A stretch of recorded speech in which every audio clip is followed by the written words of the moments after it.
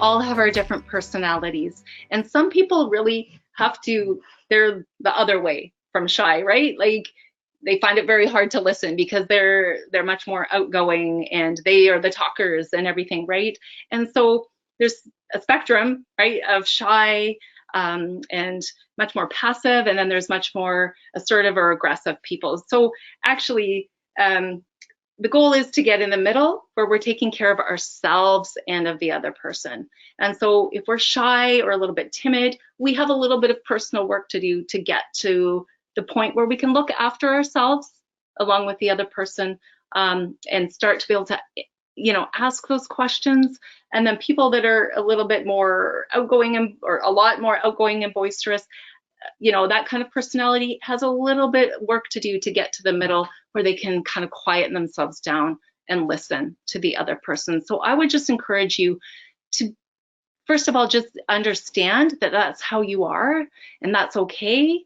And to find ways to get that confidence. And sometimes it really is learning to live with a little bit of discomfort. Discomfort is also a part of conflict.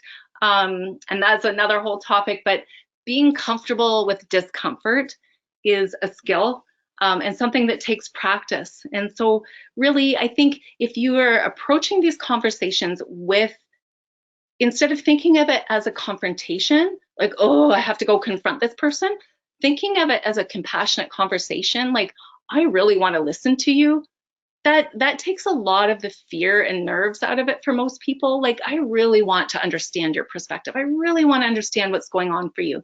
That's not confrontational at all. That other person, if you're actually curious and compassionate and wondering what's going on for them,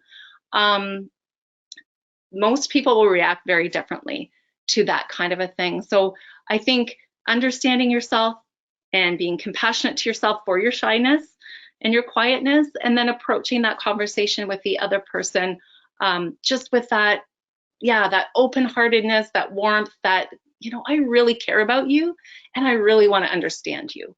And that takes the confrontation part out of a lot of those conversations.